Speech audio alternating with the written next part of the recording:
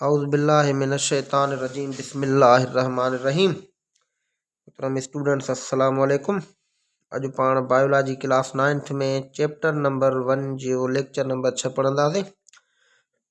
अॼु जो पंहिंजो टॉपिक आहे लेवल्स ऑफ बायोलॉजिकल ऑर्गेनाइजेशंस, यानी जेका असांजी हिकिड़ी लिविंग ऑर्गेनिज़म जी ऑर्गेनाइजेशन आहे उन जूं कुझु लेवल्स आहिनि, उन जूं कुझु सतहूं आहिनि। लेवल चइबो आहे कंहिं सतह खे। तव्हां मिसाल वठी वञो कंहिं बि हिकिड़ी एजुकेशनल ऑर्गेनाइजेशन जी, जीअं स्कूल आहे, इहो हिकिड़ो एजुकेशनल ऑर्गेनाइजेशन आहे, त इन में बि ॾिसो त हिकिड़ियूं कुझु लेवल्स आहिनि एम्प्लॉइज़ जूं। मिसाल वठो त हिकिड़ा नंढी में नंढी लेवल आहे, जीअं उते चौकीदार थी विया या मिसाल जेके स्वीपर थी विया। उन खां पोइ पियान्स आहिनि, इहा बि लेवल आहे।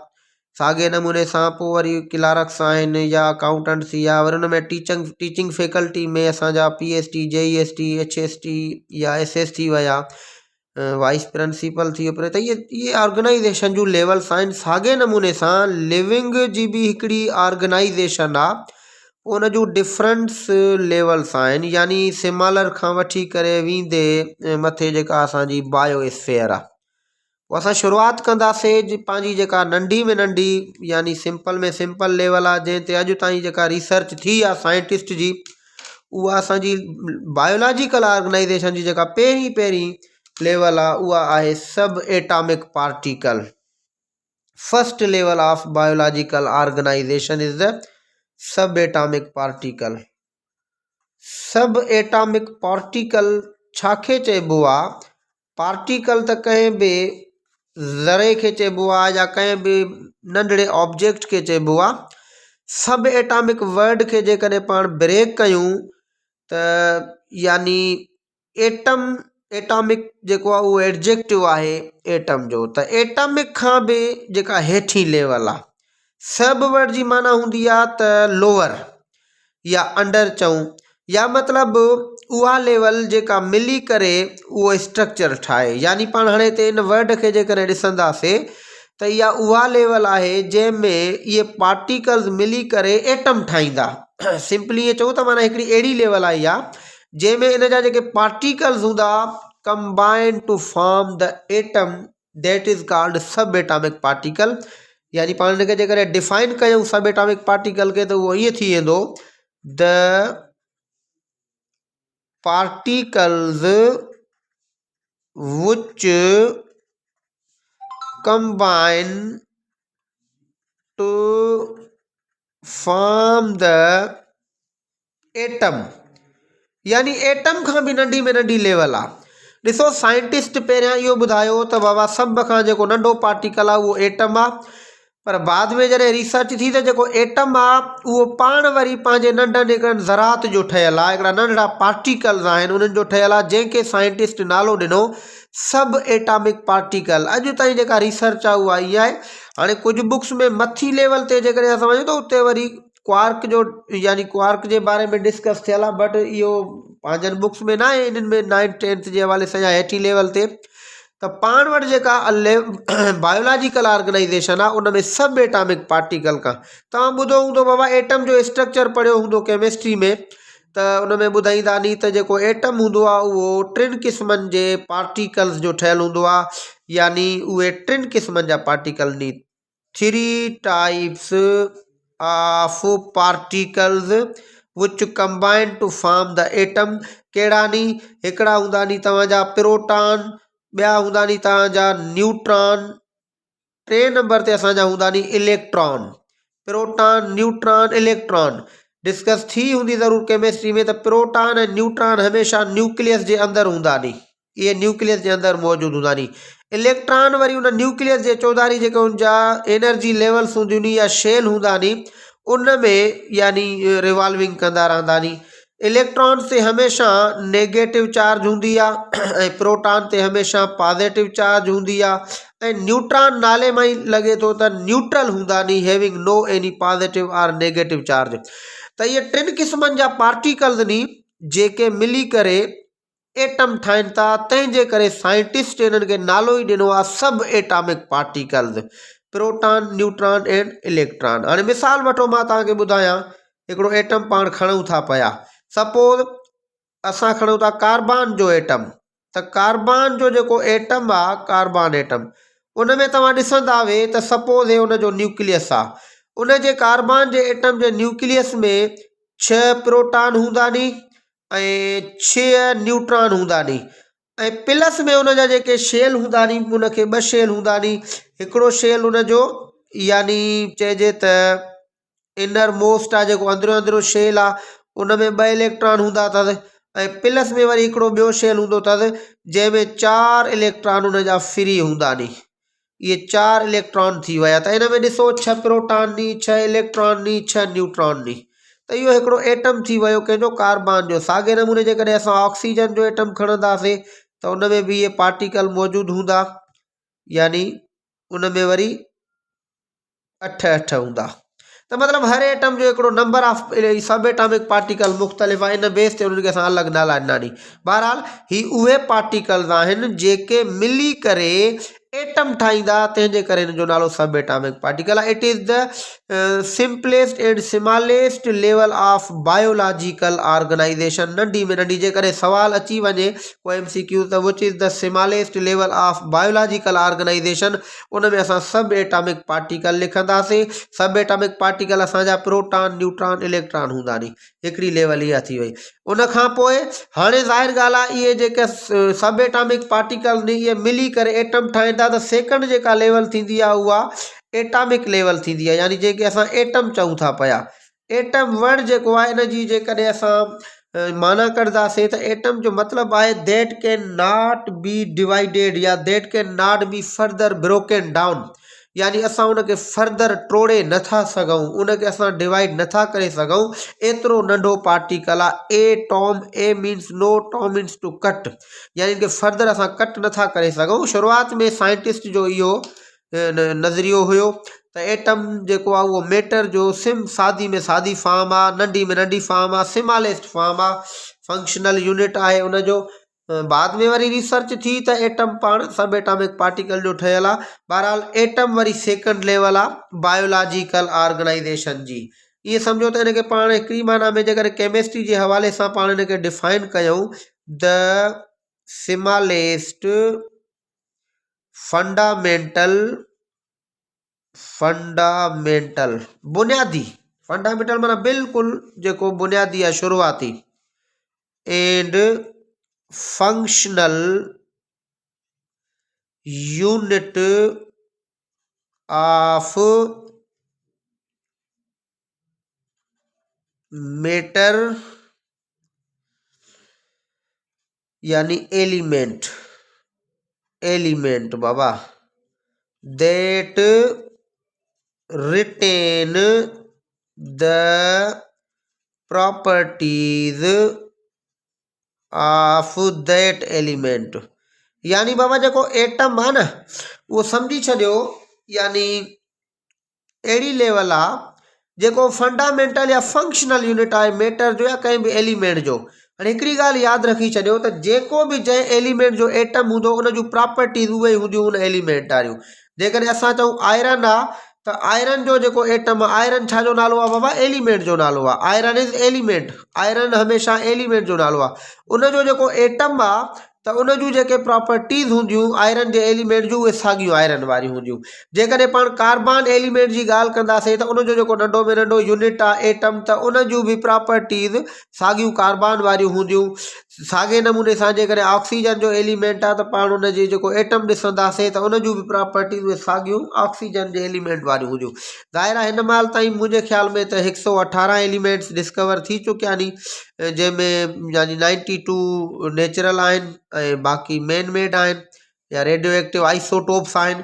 त इन्हनि सभिनि जा हर हिक जा एटम्स आहिनि। उन्हनि एटम्स जो जेकॾहिं असां स्ट्रक्चर ॾिसंदासीं त उन जे अंदरि यानी इहे सम्झो त उन जा स्ट्रक्चर में 2 पार्ट्स हूंदा नी। हिकिड़ो न्यूक्लियस हूंदो आहे, ॿियो उन जा शेल हूंदा नी। न्यूक्लियस जे अंदरि मां पहिरियों ई ॿुधायो त प्रोटॉन ऐं न्यूट्रॉन हूंदा नी, ऐं जेके शेल हूंदा नी उन्हनि में इलेक्ट्रॉन हूंदा नी।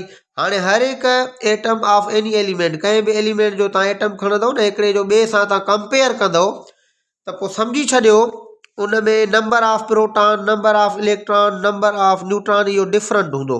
हाणे मिसाल वठो, असां जेकॾहिं हाइड्रोजन जो एटम खणूं था पिया त असांखे हाइड्रोजन जे एटम में जेको इहो नॉर्मल एटम आहे हाइड्रोजन जो, इन में असांखे सिर्फ़ु हिकिड़ो प्रोटॉन न्यूक्लियस जे अंदरि मिलंदो ऐं उन जे ॿाहिरां ई शेल में बि हिकिड़ो इलेक्ट्रॉन हूंदो।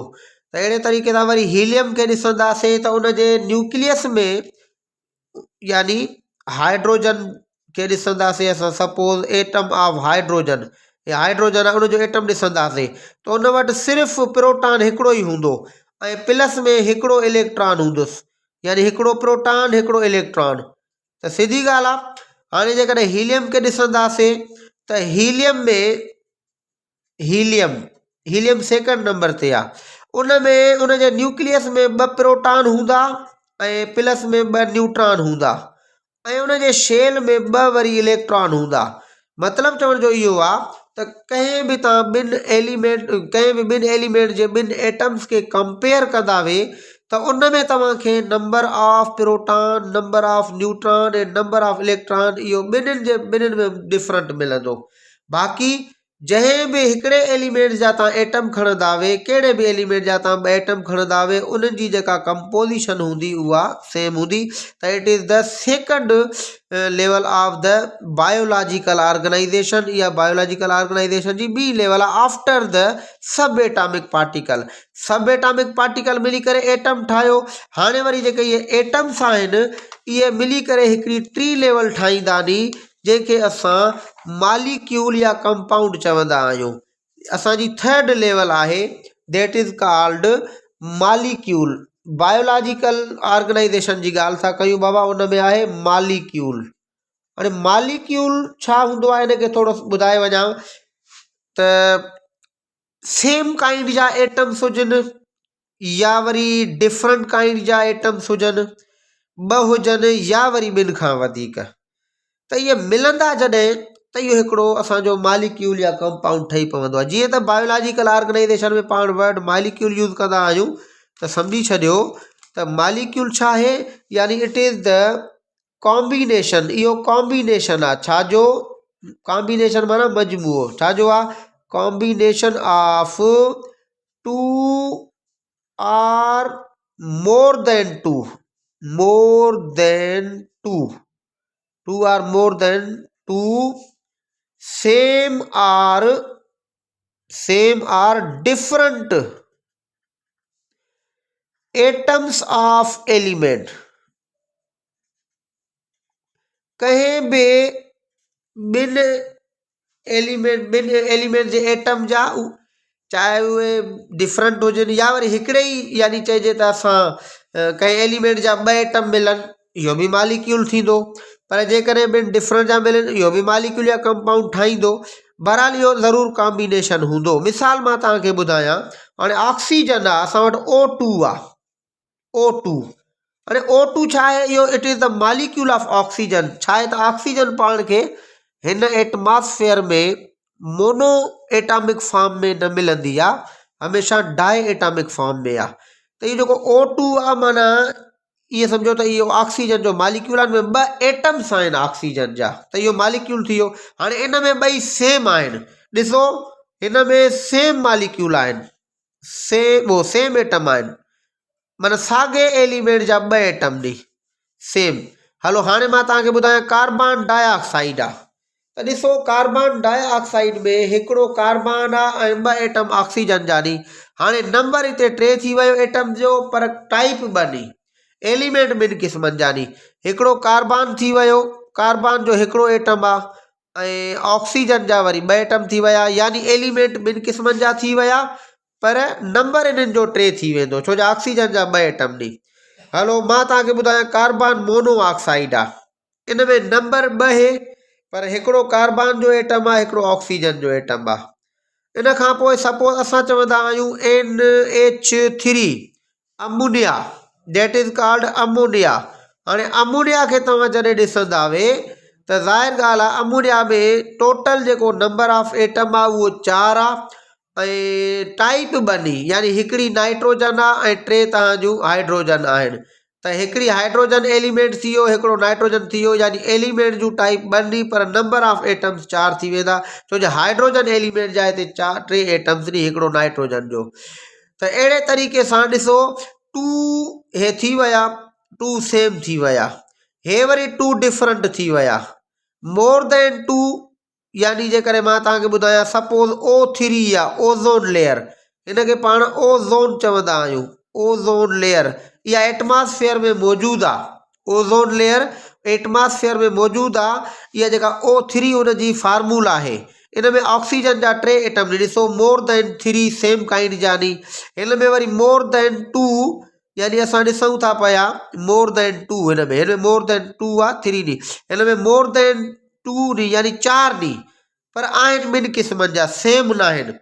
त मतिलबु चवण जो इहो आहे जेकॾहिं 2 असांजा सेम काइंड जा एटम्स मिलनि कंहिं हिकिड़े ई एलिमेंट जा, या 2 डिफरेंट मिलनि, 2 खां वधीक सेम मिलनि या 2 खां वधीक डिफरेंट मिलनि, त इनखे पाण मालिक्यूल या कंपाउंड चई सघूं था। इहा 3rd level of biological organisation आहे। उन खां पोइ जीअं सब एटॉमिक पार्टिकल मिली करे एटम ठाहियो, वरी एटम्स मिली करे मालिक्यूल ठाहींदा नी, त हाणे साॻे नमूने सां मालिक्यूल्स मिली करे नंबर 4 ते हिकिड़ी ऑर्गेनाइजेशन ठहंदी आहे, नंबर 4 उनखे असां चवंदा आहियूं ऑर्गेनिल। ऑर्गेनिल जेको आहे इनखे तव्हां इहे चई सघो था ऑर्गन ऑफ सेल, इनखे बाबा पाण ऑर्गन ऑफ सेल चवंदासीं। जीअं पंहिंजी बॉडी में ऑर्गन्स हूंदा नी, मिसाल वठो पंहिंजे अंदरि फिफिड़नी जेके तव्हां लंग्स चवंदा आहियो, स्टमक आहे जेके तव्हां मादो चवंदा आहियो, जीअं ब्रेन आहे, जीअं किडनीज़ आहिनि, इहे पंहिंजी बॉडी जा ऑर्गन्स आहिनि। त साॻे नमूने सां सेल जा बि हिकिड़ा ऑर्गन्स आहिनि, उहो सेल ज़ाहिर आहे उहो बि त लिविंग आहे, उन में उहे ऑर्गन्स को न को फंक्शन परफॉर्म कंदा नी बाबा। जीअं पंहिंजा ऑर्गन नी, सेल जे ऑर्गन के छा आहे त उहे नंढड़ा हूंदा नी, माइक्रोस्कोपिक आहिनि, तंहिंजे करे पाण उनखे ऑर्गन न चवंदा आहियूं, उनखे पाण ऑर्गेनिल चवंदा आहियूं। इन जो मतिलबु आहे त these are the organs of cell, या इनखे असां ॿिए नाले सां चवंदा आहियूं subcellular structures, subcellular particles, इनखे पाण सब सेल्यूलर पार्टिकल्स या स्ट्रक्चर्स चवंदा आहियूं, यानी अहिड़ा स्ट्रक्चर्स जेके मिली करे सेल ठाहींदा, या जेके सेल जो पार्ट आहिनि उहे उन में मौजूदु हूंदा, को न को फंक्शन परफॉर्म कंदा, यानी हिते पाण लिखंदासीं they perform any particular function. बाबा ही कोई न कोई फंक्शन परफॉर्म ज़रूरु कंदा।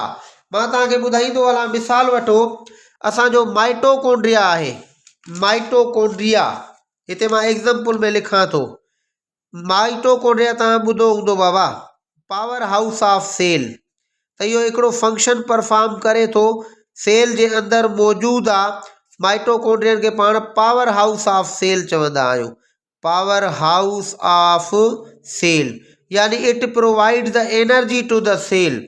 ही बाबा सेल खे एनर्जी प्रोवाइड कंदो आहे। इन जे करे माना जीअं पंहिंजो ग्रिड स्टेशन आहे, जीअं पावर प्लांट आहे, बिजली घर आहे, त हिन जो बि साॻियो ई कमु आहे।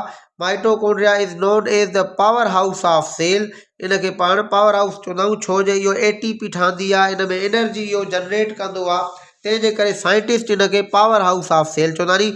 इहो हिकिड़ो ऑर्गेनिल आहे। या मां तव्हांखे ॿुधायां, ॿियो आहे राइबोसोम, राइबोसोम बि तव्हां ॿुधा हूंदा, राइबोसोम बि ऑर्गेनिल आहिनि तमामु नंढड़ा, इन्हनि खे वरी साइंटिस्ट नालो ॾींदा नी प्रोटीन फैक्ट्री, प्रोटीन फैक्ट्री। ॾिसो फैक्ट्री में छा थींदो आहे, का न का प्रोडक्ट ठहंदी आहे, को न को मतिलबु अहिड़ी शइ ठहंदी आहे जेका असां वरी पोइ यूज़ कंदा आहियूं। त सम्झी छॾियो सेल जे अंदरि प्रोटीन जिते ठहंदियूं नी, उन फैक्ट्री खे प्रोटीन फैक्ट्री चवंदासीं, त उहे राइबोसोम नी। एक्चुअली प्रोटीन हिकिड़ा वॾा ऑर्गेनिक कंपाउंड मैक्रो मालिक्यूल नी, जेके ठहंदा राइबोसोम में नी।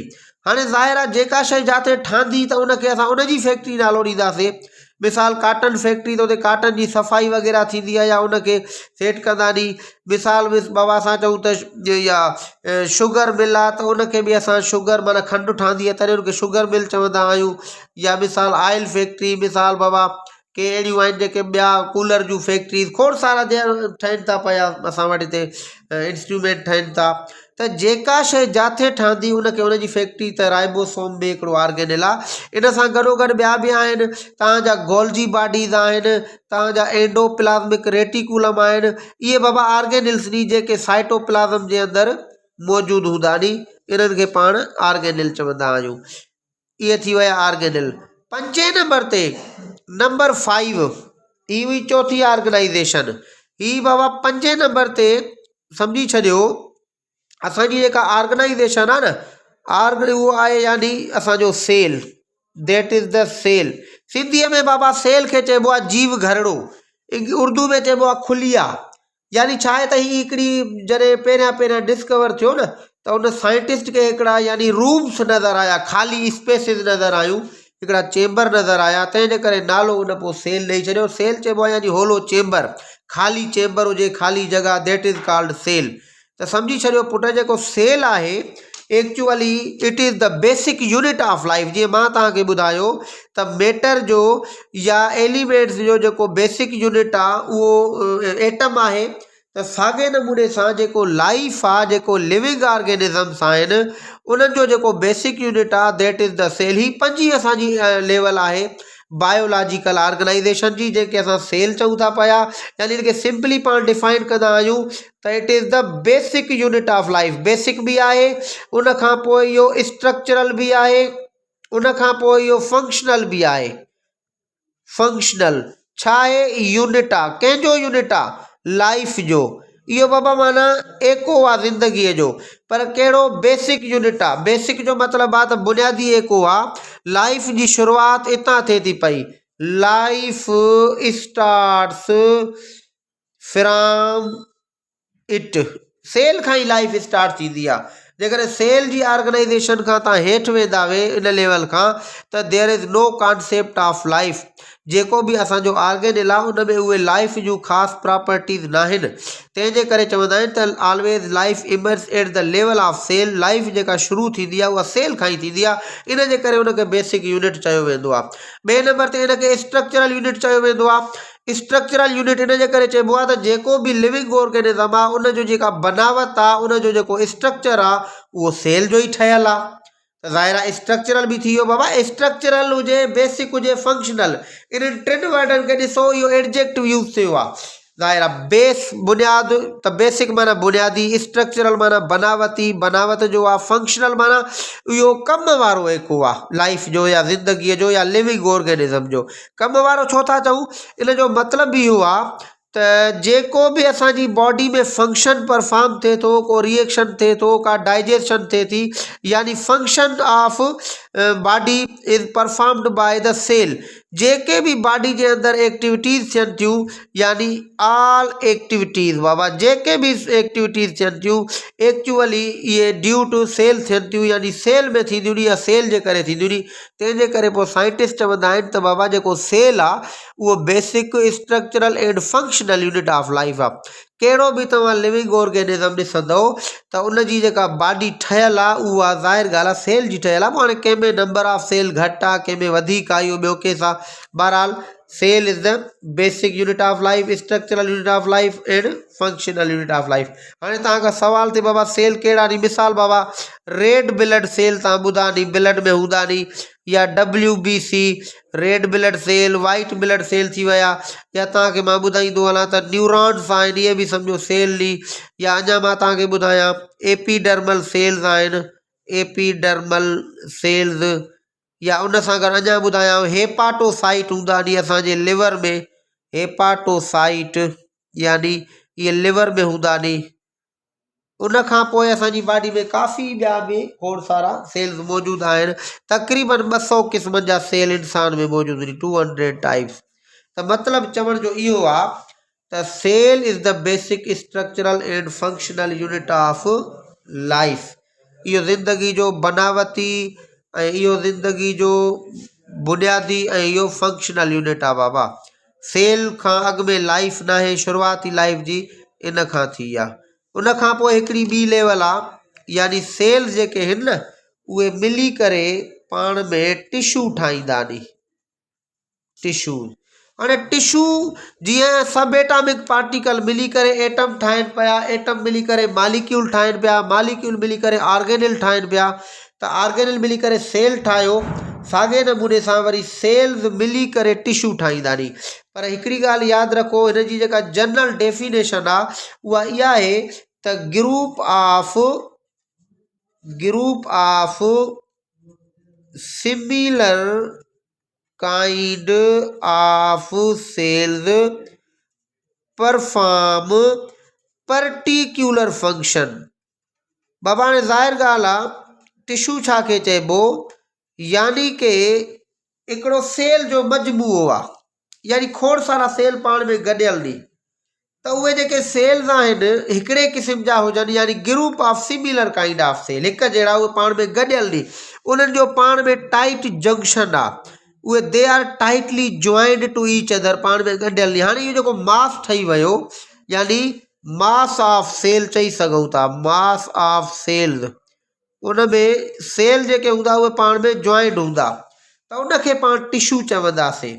माना उनजी डेफिनेशन इहा आहे त similar kind of cell combine to form the tissue.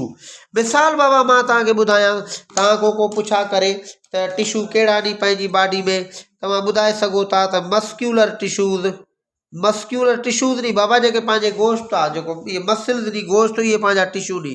या मिसाल नर्वस टिशूज़, जेके असांजे नर्वस सिस्टम में हूंदा नी, न्यूरॉन मिली करे ठाहींदा नी। या इन सां गॾु असांजा कनेक्टिव टिशू हूंदा नी, कनेक्टिव टिशू जीअं असांजी बोन थी विया, कार्टिलेज थी वई, लिगामेंट थी वई, त इहे बि टिशू नी। इन सां गॾु असांजा एपीथेलियल टिशूज़ आहिनि। मतिलबु चवण जो इहो आहे त टिशू जेके नी उहे सेम काइंड जे सेल जो ग्रुप हूंदो आहे ऐं ज़रूरी इहे को न को फंक्शन परफॉर्म कंदा नी। हाणे ही मसल्स नी, त ज़ाहिर आहे इहे को न को फंक्शन परफॉर्म करनि था, यानी इहे छा कंदा नी, they generate the pulling force generate कंदा आहिनि। ॾिसो पाण जेका मूवमेंट कयूं था, इहा मूवमेंट इन मसल्स जे करे थिए थी। नर्वस टिशूज़ ॾिसो कीअं मैसेज पहुचाइनि था हिकु जॻह खां ॿी जॻह ते, नर्व इम्पल्स पास थिए थो, असां हिते टच कयूं था, असांखे कीअं थी ख़बर पए, इहो नर्वस सिस्टम जे करे, नर्वस टिशूज़ जे करे, यानी कंट्रोल एंड कोऑर्डिनेशन में। कनेक्टिव टिशू वरी ॿिनि ऑर्गन्स के या बॉडी जे ॿिनि पार्ट्स के जॉइंट कंदा नी, मिलाईंदा नी, कनेक्ट कराईंदा नी, इन जे करे इन जो नालो कनेक्टिव टिशू आहे। एपीथेलियल टिशूज़ ख़ासि करे जेके हूंदा इहे असांजा, यानी इहे सम्झो त मेम्ब्रेन्स ठाहींदा नी असांजे ऑर्गन्स जूं, म्यूकस मेम्ब्रेन थी वई या स्किन थी वई, उन में इहे एपीथेलियल टिशूज़ हूंदा। बहरहाल टिशूज़ खे पाण डिफाइन इहे कंदासीं त actually these are the group of similar kind of cells which perform any particular function, को न को फंक्शन परफॉर्म करे, उनखे पाण टिशू चवंदा आहियूं। अॼु पाण 6 लेवल्स पढ़ियूंसीं बायोलॉजिकल ऑर्गेनाइजेशन जूं, इंशाल्लाह बक़ाया वरी नेक्स्ट लेक्चर में पढ़ंदासीं। एतिरे ताईं wish U best of luck.